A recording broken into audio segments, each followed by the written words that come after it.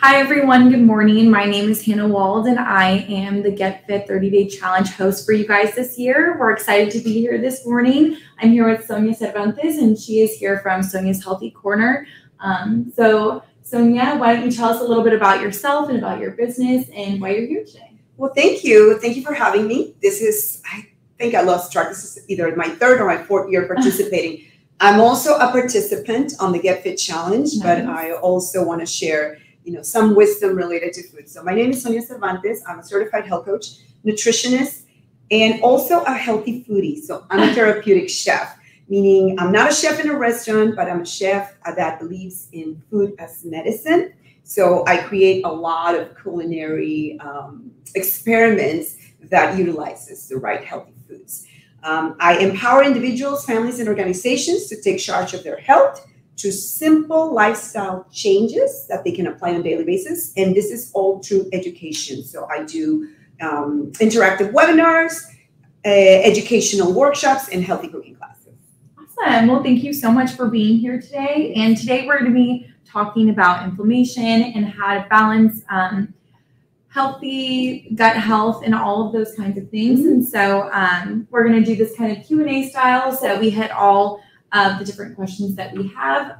But we're going to start with the first one, very general, asking you, what is inflammation? Yeah, well, inflammation has been the buzzword for, I don't know, the last decade or so, right? And more so after COVID. I think it was kind of like the immune system and inflammation kind of was like a wake-up call for all of us. Yeah. So inflammation is the natural response of our body to injury, any type of injury, right? Our immune system triggers inflammation because it detects a threat, whether it's an external in the environment, like a pathogen, like virus, bacteria, infection, or an injury. Let's say, for example, we cut ourselves, right? When we cut ourselves and when we start bleeding, and then let's say we cut our finger, and then you can feel that blood flow going into your finger because the body wants to repair.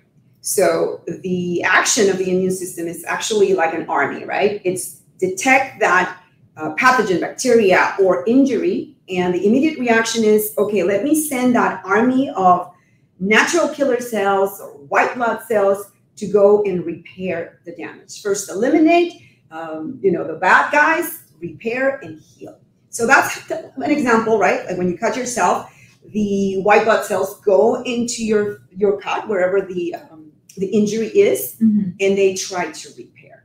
And that's what happens. Another example is, for example, when you suffer an injury, let's say in your joints, let's say in your knee, right? You fell and you have an injury. So the joint is swollen, right? You feel that it's swollen. Well, that is part of the immune system being triggered, sending the inflammatory messengers to say, hey, you know what? We need to protect that area with fluid. So it starts regenerating and healing. And then another example, which we're all familiar with during COVID, is fever, right? Like when you experience high temperature in your body, cold, flu, whatever you're experiencing, and then you get a fever. Well, that's a natural response of the body to get rid of that infection, but also to bring regeneration. The body is always going to try to go back to balance. It's called homeostasis. And it's just trying to bring stability back to you. The issue is, and I think, we all say, okay, well, we need inflammation. It's an innate part of our body. The challenge is when we have chronic inflammation. And chronic inflammation happens when our immune system goes out of whack. And that inflammation never shuts down. And it's ongoing, and it damages our tissues, our organs, and it creates all kinds of havoc in our body. Yeah. Well, thank you for painting a general picture and giving multiple examples. I think when we talk about inflammation, when we talk about cuts and like injuries is the word that you used, it's easy to kind of remember like, oh, that makes sense. All the white blood cells going to repair it. But then when we talk about gut health, it's so interesting because that type of inflammation, although it's been a buzzword, I feel like the majority of us look at them differently from like an injury. We don't see it as much as an injury, and a lot of us just live with gut health issues and inflammation in our gut without treating it like we normally do an injury. Absolutely. So that's a really good word, I think, to connect that it's an injury in your body and that's what it's responding to. Yeah. So we'll go to our next question, which you kind of touched on already, which is what causes chronic inflammation? Right. And then chronic inflammation can be triggered by different things, right? It could be triggered by outside invaders, what our body sees as outside invaders, right? Again, that army kicks in and says, "Ooh, I don't want these toxins." So environmental toxins, also the way that, we live, right? Lack of sleep, excess stress conditions. But one of the main triggers is our poor diet. Our poor diet, it really takes our immune system and our gut health out of whack, and that creates a lot of inflammation. Yeah, so, yeah, definitely. I feel like I personally have definitely experienced things like, oh, I feel so bloated. I feel like almost in pain, and it's like, why do I feel like that? It's like, oh, probably what I ate earlier or yesterday. Yes, exactly. And the thing is, you're right, and you said it earlier. We don't think like that, right? We think it's normal. We tend to normalize those things, and it's like, okay, it's not right to feel bloated all the time. I mean, maybe once in a while, eat a lot of popcorn or whatever, but those things are not normal. Right. So we just need to listen to our body. Right, definitely. And so what are some diseases caused by chronic inflammation? So because of chronic inflammation is that on bottom all the time, and it's just triggering, it's really damaging tissues. Tissues damage organs, and organs damage systems. So some of the, like I said, for the last 2 decades, there's been a lot of research, and the science is behind this. It's not something that, you found on Google or the magazine or the web. There's been a lot of research that indicates that chronic inflammation, consistent chronic inflammation is the culprit of diseases like Alzheimer's, diabetes, cardiovascular disease, because we all know someone that exists, or even ourselves that experience some of those, right? The high blood glucose, and of course, you have the old itis, right? Arthritis, colitis, IBS, digestive issues, leaky gut, or dysbiosis, meaning the gut is it's not balanced. So those are some of the diseases that, and then of course you take it to the next level with people that are developing autoimmune disease, which means the body is attacking itself, because it doesn't matter what you do. You're eating, let's say you have a food sensitivity or allergy, and you eat something and your body thinks it's a foreign invader, it's your enemy, and it just attacks itself. So it's complex, but it's really not that complicated to get back in track. Okay, well that's good. Hearing all of those diseases, it's kind of like a wake-up call that we need to pay attention. Like you said, we can't normalize just being bloated all the time or being inflamed. So I'm glad to hear also that it's easily treatable, or you can still get your health back on track. Right. So leading into our next question, how can we tell if we are experiencing chronic inflammation? Well, I think we touch on some of the symptoms, right? Obviously, the digestive issues are, some of them. It's not normal to be constipated. It's not normal to go the opposite side, which is diarrhea or loose stool. It's not normal to not sleep well, to be fatigued all the time, once in a while, right? Overstress, joint pain, headaches, migraines, many things, right? And even research shows that even some behavioral, like mood and behavioral and mental, challenges like anxiety and depression. So those are those are indicators. So think about your car, right? You have a check engine and you have a bunch of sensors. So we pay attention, especially some of us that know nothing about mechanics. And if I see the check engine light or some weird light that comes in my dashboard, it's like, oh my God, what's happening? Well, our body has sensors everywhere. And your body's wisdom will tell you, it's like, okay, this that you're doing is not good. Now you need to sleep more. You're not sleeping enough. Now you need to breathe better because you're stressing yourself out. You're giving yourself headaches because of lack of oxygen going into your brain. We just have to listen to our bodies. Yeah. Oh, and of course, there are tests that everybody can take. Talk to your healthcare provider, your doctors. There are tests that you can take. There's the what's it called? The C-reactive protein test. That'll show the inflammation in your body. But there are other tests available. So just talk to your healthcare provider if you really want to get dived into that. Okay, nice. And then what is the connection between gut health and inflammation? Well, we've talked about food, right? So approximately 70% of our immune system resides in our gut. And again, one of those things that we found that through COVID, right, too. Our gut needs to be in balance. So it has good bacteria and bad bacteria. Unfortunately, sometimes the way we eat affects that balance. Mm-hmm. And we have more of the bad guys and less of the good guys. When that imbalance happens, it creates what's called dysbiosis, meaning the microbiome doesn't have a lot of the good bacteria. Mm-hmm. And the lining of our intestines gets cracks or little holes. I call them the potholes. And when we eat food, undigested food goes through those holes. And then the body thinks it's an invader, right? So then we start experiencing digestive issues. And the other side too is that it allows certain toxins to get through, because that should be completely closed. And when you have those cracks, then things get in there.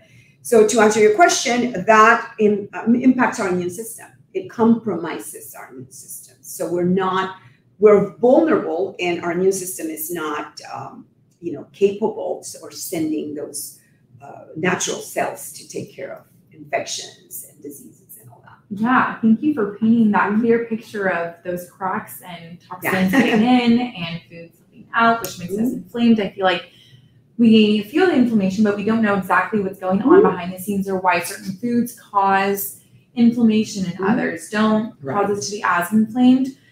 So what is an anti-inflammatory diet that does help? Okay, so again, food is a big deal. There are, by the way, let's not forget that there are things that we cannot control, right? Like environmental toxins or autoimmune, genetics and autoimmune diseases that have been there for a while. But what we can do is focus on what we can control. And a diet focus on the good foods, it's the biggest thing you can do for yourself. So yes, it does work, and it takes time, obviously, but why not start, right? And what the first thing we need to do, what is an anti-inflammatory diet? Well, first of all, we need to limit or eliminate those foods that are inflammatory, right? And we're talking about the processed foods. The majority of the processed foods have ingredients that sometimes we don't even know what they are, right?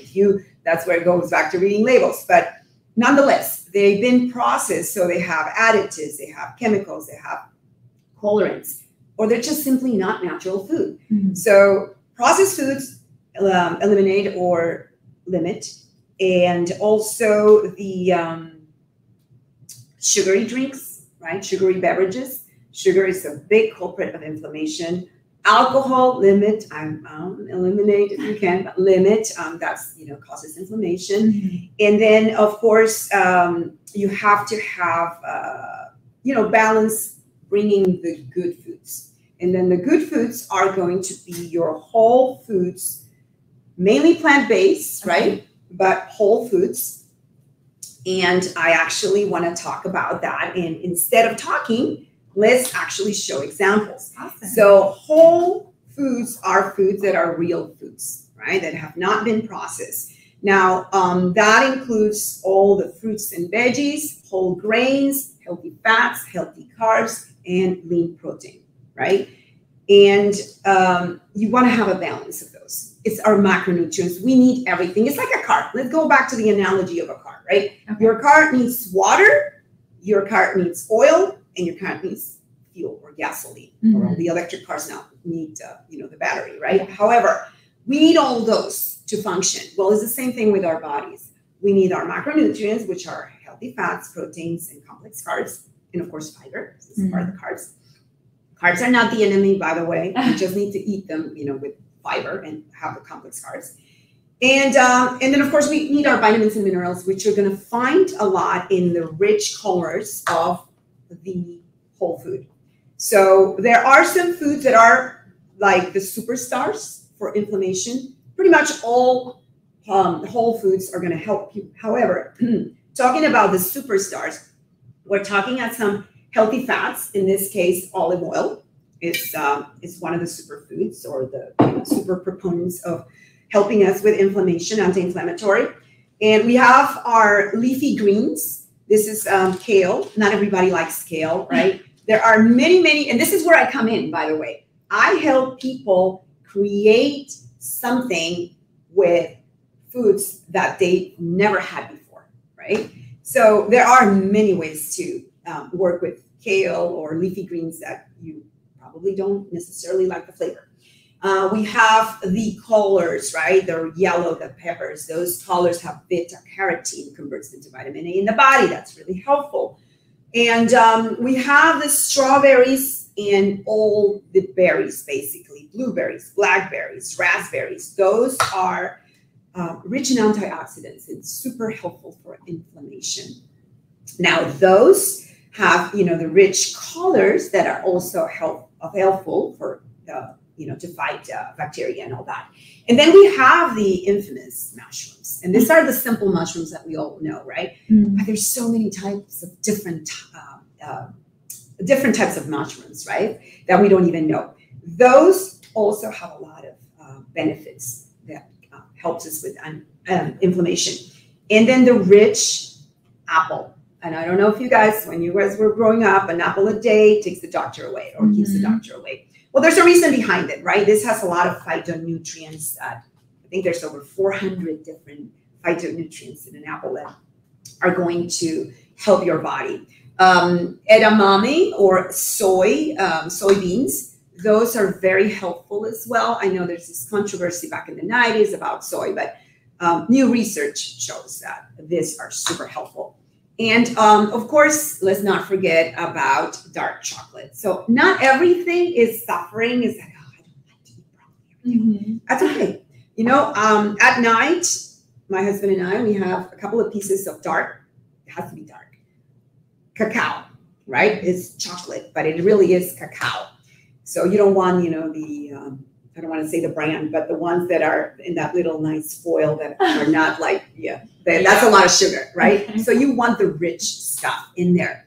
And then, of course, you have legumes, lentils, beans, all kinds of beans. These are black beans, these are lentils. That's just an example. But you have kidney beans, garbanzo beans, cannellini beans. You have, garbanzo. There's all kinds of beans, right? Pinto beans. We can create a lot of stuff with different types of foods, right? And then some of the other ones that are going to be helpful are the nuts and seeds. You have walnuts, you have almonds.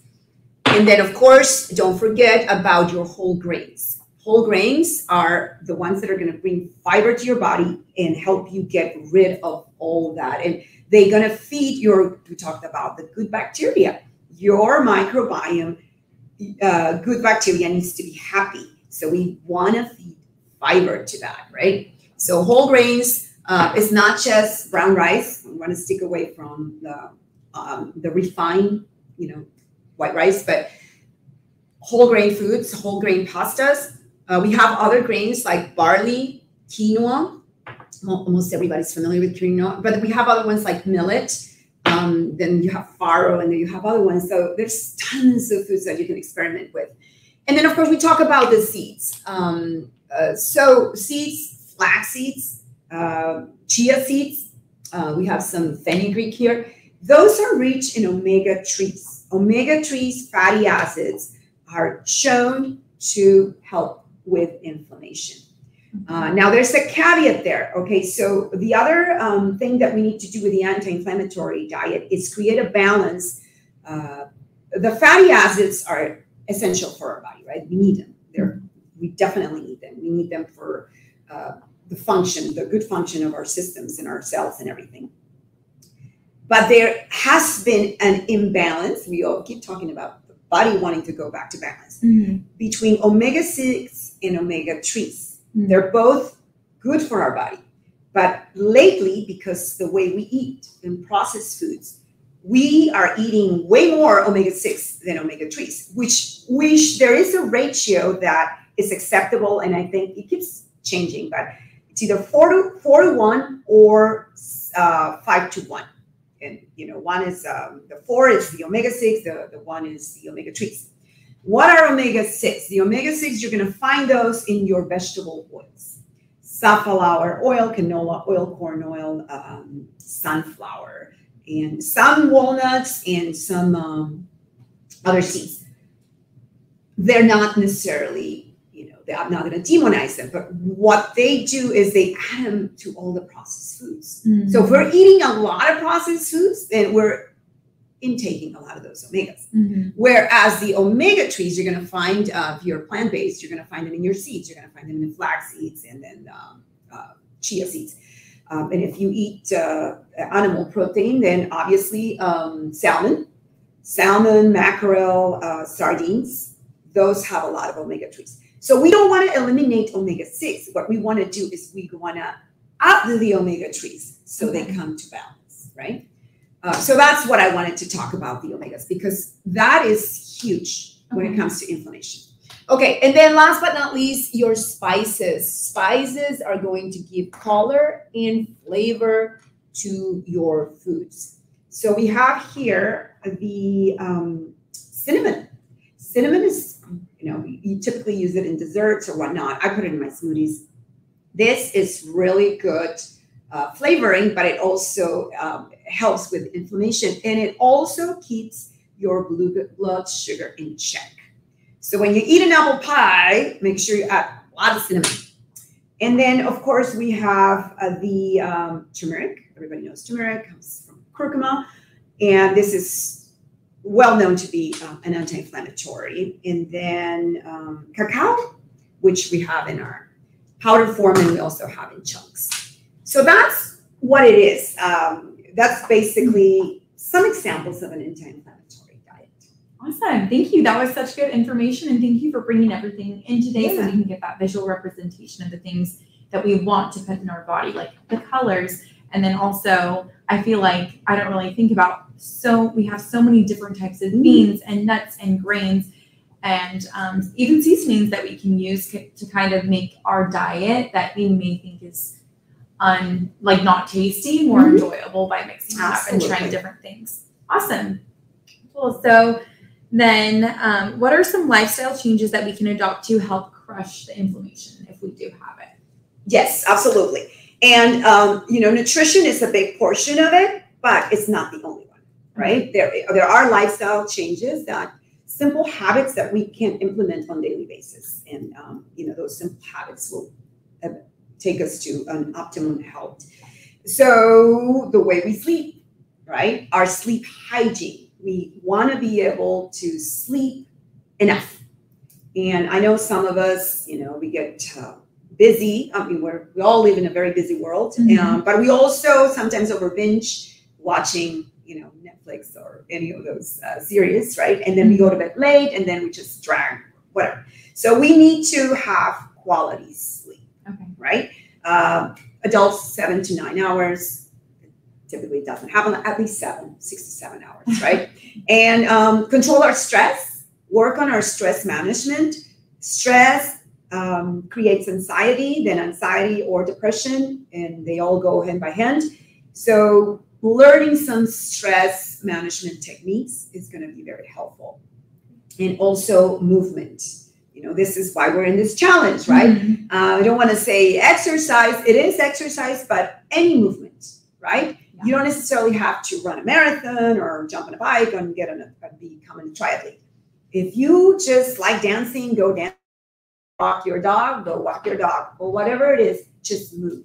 So movement And then the most basic one is stay hydrated.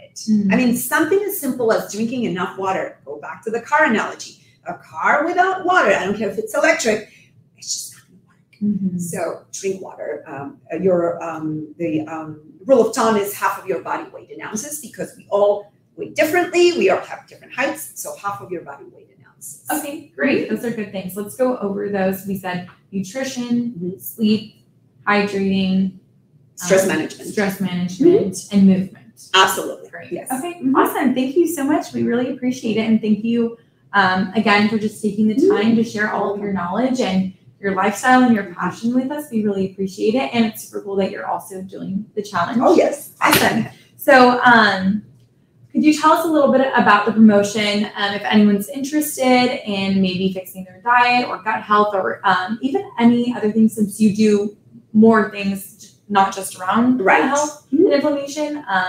So what are you offering our Get Fit participants? Yeah, well, talking about inflammation, it's something that I practice what I preach. So this is something that has been in my head for the beginning of the year, right?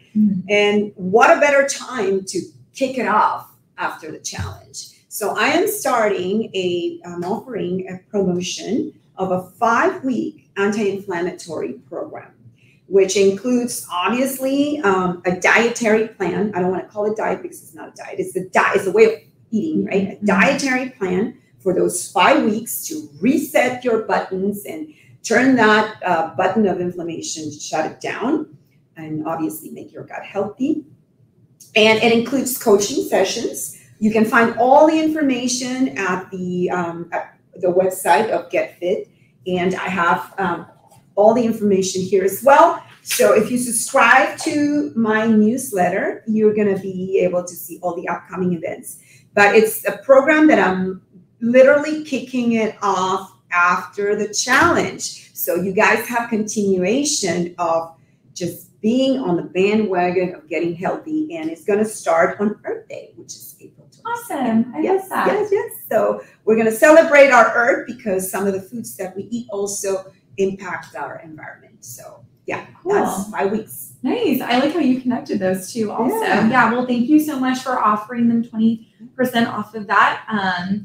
And could you also just share your website or social media handles, so people, if they want to learn more about what you do, they can contact you or learn more? Yes, absolutely. So my website is soniashealthycorner.com. You can find me on social media, YouTube, Facebook, Instagram, and LinkedIn. And by the way, I also do classes for kids.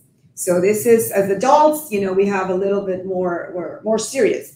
But I make it fun for the kiddos, and why not start early? So yeah, you can find information through my website, and definitely subscribe to my newsletter, because I'm going to just kick off a bunch of workshops for the kiddos as well. Awesome. Super cool. So it's for the whole family. I love that. Awesome. Well, thank you so much, Sonia, again, for being here and for giving us a lot of good and useful information, not inflammation.